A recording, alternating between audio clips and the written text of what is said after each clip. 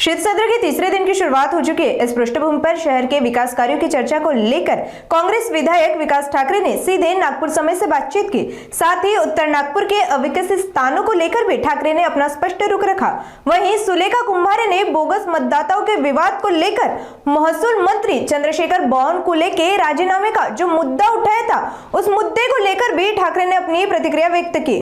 गौर से सुनिए शीत सत्र के दौरान आखिर क्या कुछ कहना है विकास ठाकरे का। सुलेखाताई कुंभारेने एक मुद्दा उचलला होता की भाजपचे जे उमेदवार आहेत त्यांच्या फार्म हाऊसवर करोडोंचा जो आहे तो साठा तिथे मिळून आला। त्याच्यानंतर त्यांनी चंद्रशेखर बावनकुळे यांची निलंबनाची आणि राजीनाम्याची मागणी केली होती। अशामध्ये ते खरंच हे जे साठा मिळून आलेला याचा काय आपण निष्कर्ष काढू शकतो?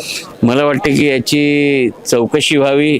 निवडणूक आयोगानं, स्थानिक प्रशासनानं आणि राज्याच्या मुख्यमंत्री साहेबांनी याची चौकशी व्हावी की त्या फार्म हाऊसवर मिळालेलं साहित्य काय होतं, खरंच इंक मिटवणारं साहित्य होतं का, खरंच बोगस मतदान झालं आहे का, तिथे जे लोक सापडले आहेत त्यांनी खरंच बोगस मतदान केलं आहे का, या सर्व गोष्टीचा निकष ती चौकशी झाल्यानंतर निघेल आणि याची उच्चस्तरीय चौकशी समिती बसली पाहिजे असं मला वाटतं। नक्कीच आपण नागपूरच्या बाबतीत बोलतोय सर, तर याच्या नागपूरच्या याच्यामध्ये आपण फक्त जर रस्त्यांचं सौंदर्यीकरण करण्यातच नागपूरच्या याच्यामध्ये प्रगती होणार आहे का? जर आपण उत्तर नागपूरचं क्षेत्र बघितलं तर अजूनही तिथे भरपूर